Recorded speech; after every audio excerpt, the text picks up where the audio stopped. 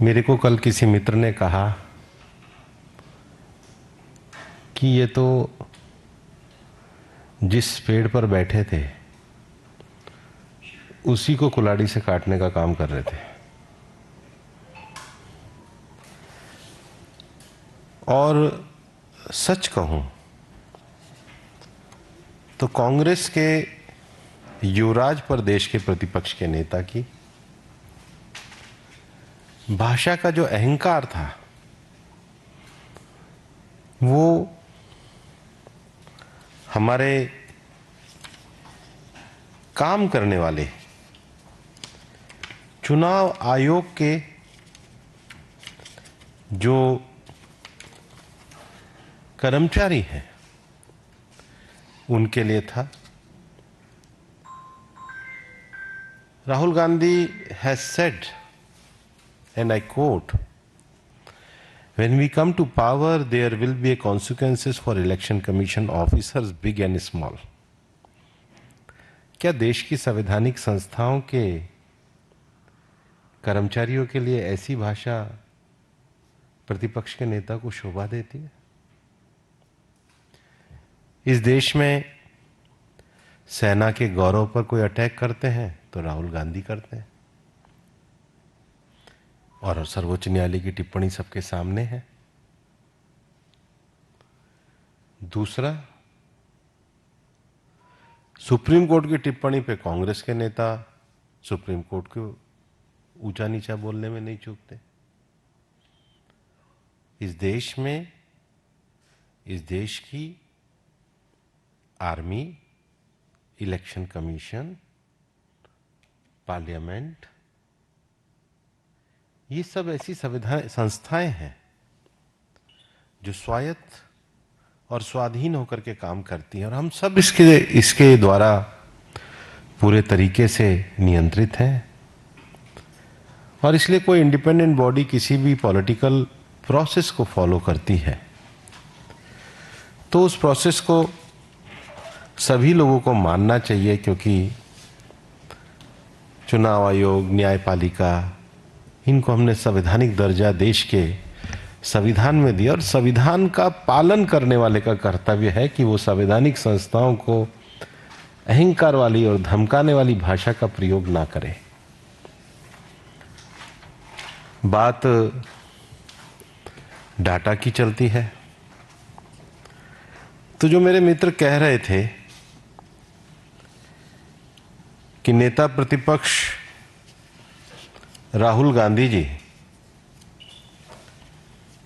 कितना बड़ा झूठ तैयारी करके बोल सकते हैं, बिना तैयारी तो कर ही नहीं होगी, इतना बड़ा प्रेजेंटेशन दिया था। आपको सुनकर के उनका बुनियादी वाक्य था महाराष्ट्र में 1 करोड़ वोट बढ़े। मेन बुनियाद तो यही है उनके भाषण की। इलेक्शन कमीशन ऑफ इंडिया की वेबसाइट पर है 2024 में महाराष्ट्र विधानसभा में वोटर थे 9,71,41,289। आप लोग भी जाके देख सकते हैं। Again I will repeat, 9,71,41,289। Lok Sabha में ये हुए 9 करोड़, लोकसभा में थे 9 करोड़, लोकसभा में थे 9,30,61,760। तो लोकसभा और विधानसभा के बीच में 40 लाख वोट बढ़े। राहुल गांधी 1 करोड़ बता रहे, तो 60% का मार्जिन हो गया। तो क्या आगे से वो कुछ भी चीज बोले तो उसको 60% माइनस करके समझा जाए? क्योंकि 60% का मार्जिन का झूठ तो वो अपने पहले सेंटेंस में बोल रहे हैं। दूसरा, मैं मीडिया के मित्रों को कहना चाहता हूं कि वो इतना महाराष्ट्र विषय कर रहे हैं, वो अधिकतर सीटें वहां जीते हैं जहां पर वोट बढ़े हैं। उदाहरण के लिए मैं आपको कुछ सीट बताता हूं और आप भी अपने नोट कर लीजिए, और उनके अगर सहयोगी देख रहे हो तो वो भी नोट कर लें, क्योंकि जवाब तो देना पड़ेगा डेटा पे। और मैं फैक्चुअल बात कर रहा हूं, मैं कोई उनकी तरह कोई लाग लपेट की बात नहीं कर रहा। असेंबली सीट नंबर 149 मुमरा कालवा, वहां पर लोकसभा से विधानसभा में वोट इंक्रीज हुए 41,663। सीट किसने जीती? एनसीपी शिवसेना के जितेंद्र आव्हाड ने। और कितने मार्जिन से? 96,228 से। वोट बढ़े, मान लीजिए seat number 137 Bhiwandi Bhiwandi general seat है। वोट बढ़े 37,535। सीट किसने जीती? लोकसभा में उनके इंडी पार्टी के पार्टनर समाजवादी पार्टी के रईस कासम शेख ने। सीट नंबर 197 खेड़ आलंदी, वोट बढ़े 23,989। सीट जीते 51,743 से। उम्मीदवार कौन जीते? बाबाजी रामचंद्र केले, शिवसेना उद्धव ठाकरे, जो उन्हीं के सहयोगी। वोट बढ़े 15,162 परभनी, सीट नंबर 96। सीट जीती उसके भी दुगने मार्जिन से 34,216। किसने जीती? शिवसेना उबाटा के डॉक्टर राहुल वेद प्रकाश पाटिल ने। वोट बढ़े 15,059। कहाँ की? MHADA general seat 245 assembly number. कौन जीते? शरद पवार की पार्टी के अभिजीत धनंजय पाटिल 30,621 से। वोट बढ़े 11,650। सीट 247 माहौल शेड्यूल कास्ट रिजर्वेशन सीट थी। जीते कौन? एनसीपी शरद पवार जी की पार्टी के खरे राजू दान्यू। जितने वोट बढ़े उसके भी ज्यादा मार्जिन से। और कांग्रेस का आप देखिए कि seat number 57 Nagpur north, 57 Nagpur उत्तर, वोट बढ़े 23,421। जीतने का मार्जिन क्या रहा? 28,467। और कौन जीते? डॉक्टर नितिन किशननाथ राउत कांग्रेस के। Tasgaon seat number AC 287, vote increase हुए 11,707। सीट जीते 27,644 से। कौन जीते? शरद पवार जी की पार्टी के रोहित सुमन आभा पाटिल। सीट नंबर 253 इन्हीं के एक सहयोगी PWPI के। सीट पे वोट बढ़े 20,995 और वोट का मार्जिन आया 25,386। डॉक्टर बाबा साहब अन्ना साहब देशमुख। ये मेरे पास उन सब सीटों की सूची है। शायद अपने गिरेबा में झांकना नहीं आता। अगर इलेक्शन कमीशन का प्रोसेस जो है उसमें वोट का एडिशन होना डिलीशन होना वो उनकी इंडिपेंडेंट एक्सरसाइज है, लेकिन जीत के मार्जिन में बढ़े हुए वोटों पे कांग्रेस का नागपुर वेस्ट वोट बढ़े 23,000। विकास पांडुरंग ठाकरे वो जीते 5,824 से। तो ये जो राहुल गांधी की जो थ्योरी है ये अपने आप में ही रिजल्ट से खत्म हो जाती है। पहली बात तो थ्योरी की बुनियाद ही गलत है, क्योंकि डेटा ही गलत है, स्टार्टिंग डेटा ही गलत है, स्टार्टिंग भी गलत है और अंत तो विनाश पे ही है, झूठ पे ही है। अगर मेरे मीडिया के साथी चाहें तो मैं पूरी लिस्ट पढ़ देता हूं। हम सबको दे देंगे। और अनिल बलूनी जी आप सबको दे देंगे, और ओपन है। लेकिन ये देखना चाहिए कि एक प्रतिपक्ष की पार्टी चुनाव हारने के बाद किस तरह लगातार तथ्यों के आधार पर झूठ का काम कर रही है। और सबसे, ये तो उनकी अपनी चॉइस है, लेकिन अगर उनको आपत्ति है तो कोई फॉर्मल एविडेंस किसी ओथ पे उन्होंने दी हो। इलेक्शन कमीशन में ऐसा नहीं है। उन्होंने एक बार एफिडेविट फाइल करा था सुप्रीम कोर्ट में, बाद में माफी मांग करके आए थे, एफिडेविट में माफी मांग के आए थे। तो अगर है तो ये उनका और इलेक्शन कमीशन के बीच का काम है। लेकिन देश में झूठ से काम नहीं चलना चाहिए।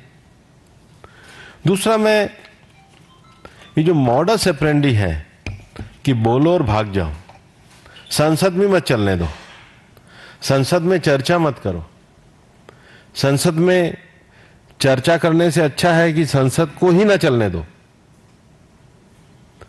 तो ये तो तरीका ठीक नहीं है। मैं आपको ये कहना चाहता हूं कि ये जितने भी टर्नआउट और जितने भी फेक न्यूज़ क्रिएट कर रहे हैं, बल्कि देश में जो इलेक्शन कमीशन के डाटा हैं, 5 बजे की एंट्री है, हम तो कहते हैं उसका भी ईमानदारी से, ईमानदारी राजनीति में बहुत बड़ी चीज होती है।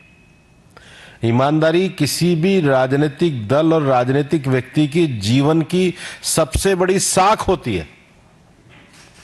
अगर आपकी बात में ही 60% का झूठ डेटा पे मिक्स हो, तो मतलब आपकी क्रेडिबिलिटी बोलने के साथ 60% कम मान के लिखी जाएगी। और इसलिए जो फेक नैरेटिव बनाने की बात करी है, वो फेक नैरेटिव अपने आप में उन्हीं के तथ्यों से पूरी तरीके से ध्वस्त हुआ है। और हमारा ये कहना रहेगा कि हमारे जो संवैधानिक संस्थान हैं, उन संवैधानिक संस्थानों को कांग्रेस पार्टी एक विशेष प्रयास करके एक परिवार के लिए सिस्टेमेटिक ढंग से फेक नैरेटिव के आधार पे उसको छोटा करने का प्रयास कर रही है। लेकिन इस देश का संविधान महान है। बाबा साहब अंबेडकर की जो दूरदृष्टि है, जिसके कारण हम भारत के संविधान के अंतर्गत, एक व्यवस्था के अंतर्गत हम कार्य करते हैं, उस संविधान की सर्वोच्चता को हम स्वीकार करते हैं। और ये झूठ के नैरेटिव अपने आप ही जनता ने 3 बार ध्वस्त करे हैं, और भविष्य में भी ऐसा होता रहेगा, क्योंकि 60% मार्जिन रखने वालों की क्रेडिबिलिटी इस समाज में रहेगी नहीं। आप लोगों को प्रश्न हो तो विनीत। आप राजस्थान से आते हैं। राजस्थान के पूर्व मुख्यमंत्री अशोक गहलोत, उनका साफ तौर पे कहना है कि आज भारत छोड़ो दिवस है, और ऐसे में संवैधानिक संस्थानों पर जिस तरह से दबाव जो है वो बनाया जा रहा है।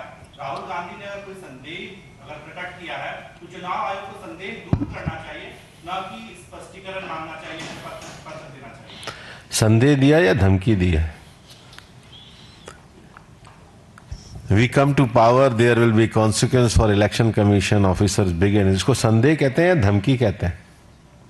देखिए, अशोक गहलोत जी की तो एक राज परिवार के प्रति बोलने की एक निष्ठा वाली शैली है, लेकिन अशोक गहलोत जी जैसे समझदार नेताओं को, जो इतने बुजुर्ग हो गए हैं, उनको तो समझाना चाहिए, उनको ट्यूशन देनी चाहिए कि इस तरह की भाषा का प्रयोग नहीं होता।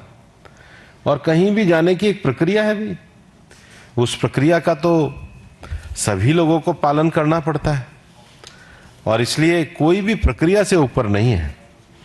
और आप प्रक्रिया मानो ना मानो ये आपके ऊपर है, लेकिन ये देश तो संविधान और प्रक्रिया से चलते हैं। इस प्रक्रिया से अबोध कोई परिवार और कोई व्यक्ति नहीं हो सकता है। आप चेक आप पूछ लो, फिर शैलेंद्र पूछ। पहले आप पूछ लो। राहुल गांधी की तरफ से 11,000 वोटर जैसे जिन्होंने 3 से ज्यादा जगह वोट किया, तो ये जो वोटर का डुप्लीकेशन उसको सवाल उठा रहे थे कि इसके तो बिहार में एफआईआर चल रहा है, वही वोटर का नोटिफिकेशन निकाली एफआईआर, तो क्या ये बात साबित नहीं है कि राहुल गांधी एफआईआर की डिमांड कर रहे हैं अपूर्ण रूप से? नहीं, विषय ऐसा है कि अगर डुप्लीकेशन है तो उसका इन्वेस्टिगेशन कौन करेगा? चुनाव आयोग करेगा। तो चुनाव आयोग की प्रक्रिया में सबको शामिल होना चाहिए। वो ये तो बताएं जहां पर 30,000, 40,000, 35,000 वोट बढ़ रहे हैं वहां उनका गठबंधन कैसे क्यों जीत रहा है? फेयरनेस के कारण ही तो जीत रहा है। उनका मेन एलिगेशन ही यही है और रिजल्ट भी यही बता रहा है कि सभी लोग जीतते हैं। भाजपा भी जीतती है, कांग्रेस भी जीतती है, लेकिन जहां पर बढ़ गए वहां पे हम जीत गए। उनका आरोप तो यही, इसी फैक्ट तो ये नहीं कह रहे। फैक्ट तो ये कह रहे हैं, मैंने आपके सामने सीटें पढ़ी हैं और बाकी भी मैं पूरे 50 सीटों का एनालिसिस एक अनिल बलूनी जी के पास रखूंगा। कोई भी पत्रकार आकर देख लें और वो भी आकर देखना चाहे तो अनिल जी उनको भी दिखा देना। जवाब तो सबको देना चाहिए। ये तो फैक्ट ही बता रहे हैं कि वो कितना गलत बोल रहे हैं। जो डेटा में इतना ज्यादा झूठ बोल सकते हैं, मतलब इतनी तैयारी करके भी सच नहीं बोल सकते, तो तैयारी ही सच की नहीं है। मतलब प्रिपरेशन भी झूठ की है और वो भी ऐसी जो पकड़ा जाए। शैलेंद्र सर, जो विश्लेषण राहुल गांधी ने सामने रखा, खुद उनका दस्तखत नहीं है। चुनाव आयोग की तरफ से खबर आई है कि या तो वो दस्तखत करके ये बात सामने रखें, तो नहीं तो ये माना जाएगा कि उनके विश्लेषण पर खुद उनको ही भरोसा नहीं है, उनको फिर देश से माफी मांगनी। एक्चुअल में आपने बहुत विनम्र शब्द का प्रयोग किया है, विश्लेषण। विश्लेषण तो उन तथ्यों के आधार पर किया जाता है जो सच की बुनियाद पे हो। मुझे लगता है पत्रकार इसका कोई नया शब्द ढूंढे कि झूठ की बुनियाद पे रखे गए पकवान को क्या कहेंगे। सर, राहुल गांधी आज बेंगलुरु में है, वहां पर वो अधिकार की रैली कर रहे हैं, उसमें कह रहे हैं कि संविधान हर